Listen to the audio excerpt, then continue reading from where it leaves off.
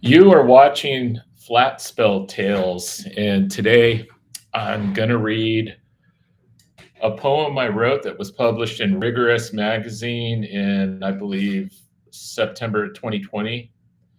And keep in mind the context, keep in mind the time, the summer of 2020, what we were going through, social cues, think symbols, metaphors potentially, and we'll see how it goes. Swish and Soup.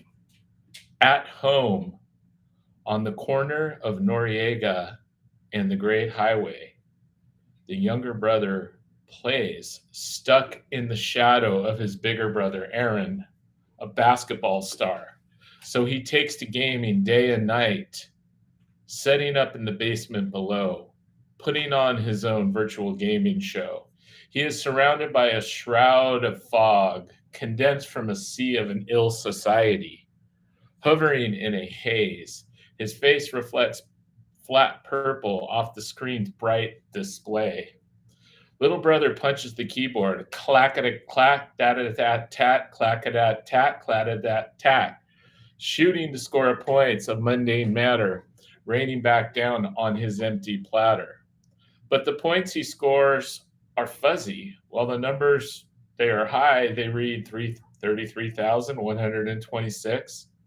Pixels fade, then radiate, fade, then radiate glow.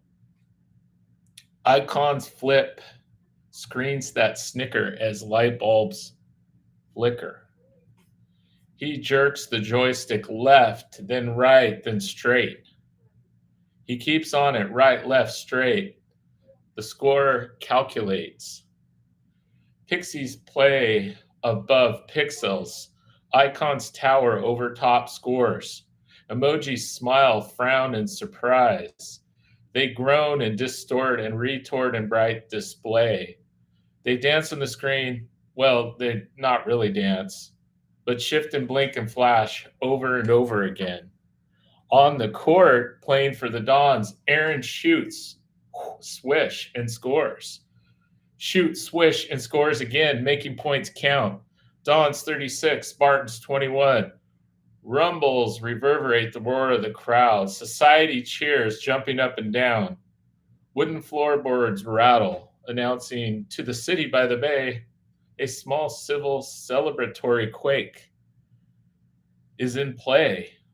This quake is in play, escalating Aaron's status to the Lord of the Dons.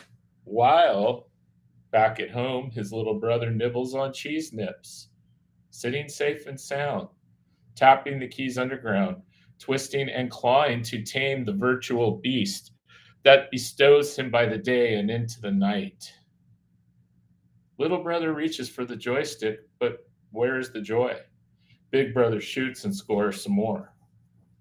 Lost, he swims in a social suit. A whirlpool surrounds him, sending him friend requests, warm and fuzzy. In theory, he dips his toes in from time to time, swirling his feet in the silicon sand. Info bytes bubble up, unscrambling the code of the ocean, virtually rocking the mainframe, causing tectonic shifts, sending tsunamis across cyber continents, where societal storms blow across the surface, squalling wind waves of wonder. A cauldron of opinion travels swiftly, comment to comment, from the rebound of the second information age, from the forest of the mainframe toward the tides of tyranny, into the spam of software worn scandals, eroding into pixie hard drive dust, where gold assets are left behind and bitcoins pave the way. The glitter of silver and bits of gold construct its interior, but lose its value in the digital madness of zeros and ones, some more, where transmission sizzles hot, then evaporates to form precipitous clouds, storing bytes and bytes of vapor, raining back down on Mad Hatter's platters that catch the crazy on their platters. Will he be ready for the wave? Will it lift him up and throw him on his back, marking his individuality with a number, branding his digital religion, pinning him to a concrete metric, an infinite algorithm that never ends like pi, an eternal repeating decimal, Jack's beanstalk in the sky? He will keep his wit coins about him, personal health and financial. He won't let it be its whim, but yours. He cherishes his magic beans so they may sprout in the sandy garden with ice plants and beads of dew, settling on a salty ridden air, searching for real soil and weeds that climb to his porch light. He enters his CPU, where its servers cook up big ideas and spit them out like taffy, chewable, undeniable, exposed.